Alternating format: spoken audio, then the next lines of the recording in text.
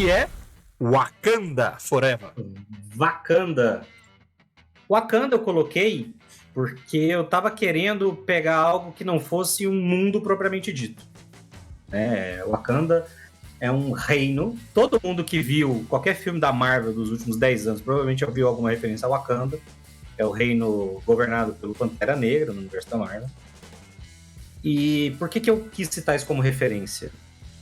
O Wakanda surge num momento histórico e foi uma subversão muito interessante de estereótipos racistas que existiam ainda na cultura americana, na sociedade americana ali na década de 60, em plena luta pelos direitos civis, né? E que atingia os quadrinhos também, até então. E hoje o Pantera Negra é visto como um princípio do movimento que seria eventualmente chamado de afrofuturismo. E hoje já existe uma discussão sobre o que é afrofuturismo e afrofuturianismo. São duas linhagens estéticas diferentes. Mas Wakanda surge como uma inspiração, inspirada na luta do período decolonial africano.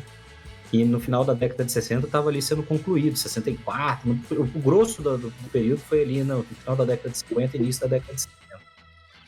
Então, os caras vão no universo da Marvel, que era um universo de quadrinhos americanos, e na década de 60 eles falam: a nação tecnologicamente mais avançada do mundo é um reino que fica incrustado na África, escondido, porque ele não quer ficar lidando com o mundo externo. Isso é uma coisa muito relevante.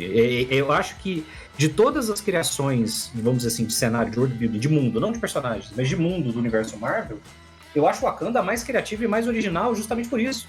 Porque ela tenta fugir desse eurocentrismo que existia no universo Marvel, de que, nossa, o Capitão América, os vilões são todos americanos ou europeus, e não sei o quê. E o máximo que você tem de fora desse eixo é quando são os vilões estereotipados do Homem de Ferro. Porque o Mandarim. Porque o Fin Fong Fum.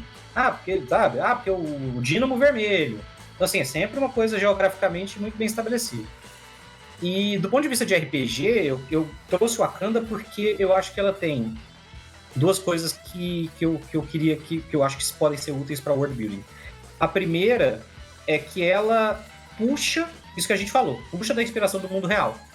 Então, Wakanda é uma cidade que tem uma origem absolutamente mística na história de Wakanda. Você vai ver que ela é fundada, envolve divindades de panteões africanos, como o egípcio. Ela surge a partir do panteão egípcio. E aí ela tem divindades que hoje são conhecidas, mas na época talvez não fossem, como a Nancy, né, que aparece lá no American Gods, e que aparece, é uma divindade dos panteões africanos muito bem famosa. E uma versão específica, e assim, aí sim, né, com muita liberdade poética, dos orixás, que são as divindades principais da maioria das religiões de matriz africana. E isso explica muito do mundo. Então, assim, os caras criam a cidade a partir dessa confluência mística. Mas o avanço tecnológico é uma coisa própria de decisão deles, de mandar os caras para fora para fazer pesquisa e não sei o que lá. Então, quando você... Por que eu tô falando isso? Quando você for procurar referências para suas aventuras, procure fora da literatura padrão, sabe? Tipo, a gente citou os 10 Mandamentos, a gente citou que no caso do Conan ele pega a inspiração do mundo real, e aí o que ele faz? A Ciméria é muito bem estabelecida, tem é onde acontece a história. Né, aquele centro ali onde acontece a história. E todo o resto é meio outside. Existem os Kitanianos, e aí você explica o que é o reino de Kitai para explicar os Kitanianos. Você explica o que é. Então, assim, acaba ficando uma coisa, às vezes, externa ao que você está falando. Ela é uma referência, mas o foco da história é ali. Entende? Então, eu acho que procure referências externas, às vezes. Sabe? Eu gosto de pensa numa Wakanda no Brasil. Uma Wakanda criada pelos povos originais. Assim. A gente tem toda uma mitologia, a gente já falou várias vezes, o Vermelho lembrou outro dia quando ele estava lá no Diversão Offline, né? No livro sobre criaturas folclóricas brasileiras. Comprei. Cara, dá pra puxar muito daquilo ali pra você fazer um lore. Você querer criar fantástico, realmente, o livro, é muito bom. Porque ele faz uma adaptação que é muito interessante e que é parte do mesmo processo que foi feito de design dos cenários oficiais. Porque você vai pegar o cenário oficial de um D&D da vida e metade dos monstros são criaturas mitológicas gregas. Tá lá, porra, a mantícora, a hidra, a medusa, Titã, o Gorgon, sereia. o titã, a arpia, a sereia, a ninfa, tudo isso são criaturas mitológicas gregas. Os caras escolheram a mitologia grega e pronto, o sistema oficial tem isso. Eles poderiam ter saído pegando, e aí eles pegam, às vezes, ali em volta, né? Vai ali no Egito, vai ali no Egito, puxa um pedacinho, vai ali no norte para puxar um pedacinho. O zumbi do D&D é inspirado no Draugr nórdico. Então, a minha referência para isso é procure referências externas, que você com certeza vai gerar coisas muito legais. E o segundo motivo é a estética que eu acho muito interessante do afrofuturismo, que é uma estética cultural, filosófica, ela tem um movimento, né? Mas que mistura ficção científica, fantasia e realismo mágico com os elementos históricos africanos. Eu acho que isso é uma coisa muito foda. Isso é uma coisa muito foda. Eu gosto muito de todos os cenários que envolvem fantasia e ficção científica. Eu gosto mais quando são as duas coisas juntas do que são separadas. E eu vou me culpar aqui, porque eu não estou conseguindo lembrar. Lá no Diversão Offline tem uma editora que estava fazendo um stand lá, que ela é especialista em afrofuturismo. São histórias, tabuleiros, RPGs, todos assim. E é fantástico mesmo, bem inovador. E uma coisa que eu queria falar, quando o Marcelo estava falando de Wakanda, é que existem alguns estereótipos preconceituosos. Tem muito nos livros do Stephen King, que é o negro mágico, né? E a Wakanda, ser tecnológica, ela tem um peso muito grande de ela não ser uma nação mágica. Porque eles geralmente colocam isso, saca? Tem que ser fantasioso, porque é mentira. Eles não conseguiriam ser poderosos se não fosse algo mentiroso. Ou algo que não existe. Então, ter a tecnologia lá dá um peso muito grande. E dá um peso muito grande, inclusive, nas próprias histórias. Não um peso social só, né? Nas próprias histórias. Porque, mas é desconhecido. Sim, é uma tecnologia desconhecida. Não é magia, não é nada do outro mundo. E acabou que deu o casamento perfeito dos temas, né? Porque tava a gente colocando aqui no chat, não foi combinado.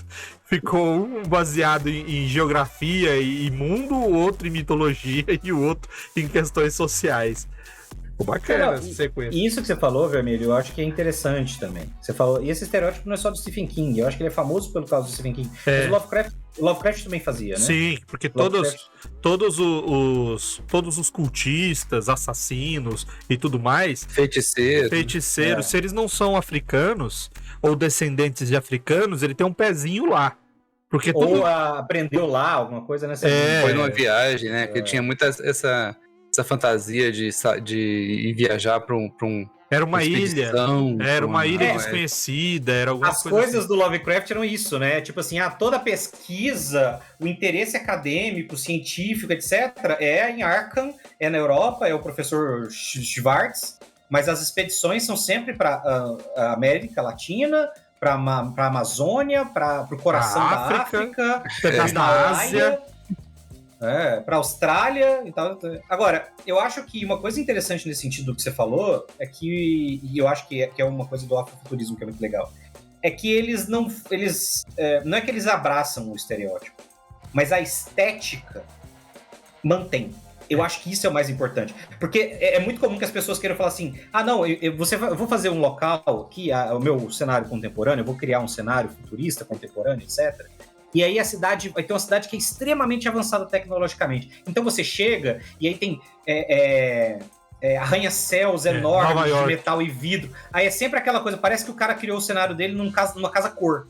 É sempre uma arquitetura... aquela arquitetura típica, tipo, sei lá, a cabeça do cara, a referência dele é basicamente uma Londres com um carro voador. Nova York, né? Uma coisa Jetsons, né? E aí você vai ver Wakanda e não, cara... É afrofuturista, tipo assim, cara, eles têm tecnologia, eles usam mas eles usam lanças. Essas lanças, porque é a história deles, o treinamento deles, e essas lanças são tecnologicamente fodidas. As milagres, né? Exatamente, então ele não precisa incorporar o elemento estético e visual, e até em alguns casos conceitual, da Europa ou de outros povos para que aquilo seja tecnologicamente avançado. E eu acho que isso é uma coisa que às vezes a gente esquece. A gente tende a padronizar, a gente tende a voltar para o nosso default, o nosso estereótipo mental do que é tecnologicamente avançado, do que é uma religião. Quantas vezes a gente vai ver alguém falando assim, não, porque esse povo aqui é uma religião, eles são muito religiosos, mas é uma religião meio primitiva. E o cara imediatamente vem na cabeça dele alguma coisa como, porque o pajé. Porque o pajé... Não, maluco. Ou uma religião de matriz africana. De matriz africana. E aí você fala, não, maluco, tem um monte de pastor aí que é também. Entendeu? Que também pode ser uma versão, entre aspas, primitiva, ou mais original, ou mais raiz, ou menos elaborada em termos de... menos elaborada. Menos elaborada em termos de rituais, etc., do que outras... E nem por isso ela é diferente. Quer um exemplo? É aquele seu pastor que fica lendo Levíticos. Seu pastor passa 90% do sermão dele falando de Levíticos. Então você já pode ver que ele é parte de uma religião antiga, já quase esquecida. Uma outra coisa que vocês citaram aí, quer dizer, levando ainda nesse rumo do que foi citado, do afrofuturismo. E aí o que o Marcelo citou sobre, por exemplo, fazer algo similar com o Brasil, por exemplo. Eu acho que existem alguns quadrinhos, eu lembro de ter lido, mas não lembro agora citar quais, que levam essa pegada, que é bem legal. E tem um sistema de RPG também chamado Coyote and Crown, que é Coyote e Corvo, que ele se passa nos Estados Unidos com os nativos americanos nunca tendo sido colonizados. Tipo, aconteceu um acidente mágico, ali na época das grandes navegações, e a América nunca foi colonizada. Então, os nativos se desenvolveram como nação e acabaram virando uma megapotência mágica e toda seguindo a premissa dos nativos americanos mesmo. Então tem as tribos ali, Cherokee, todos os outros tipos de tribos mais famosas dos nativos americanos, com as suas magias de nativos americanos, suas pagelanças, seus totens, seus tipos de tipo de magia, que é bem legal. Acho que eu sugiro aí também quem gosta de sair um pouco do eixo, assim, vale a pena dar uma consultada. Infelizmente, eu acho que só existe em inglês. Não sei se em algum momento alguma das editoras mais famosas por fazerem financiamentos coletivos no Brasil vai querer trazer pra cá. Mas não tem problema não, Otávio é poliglota.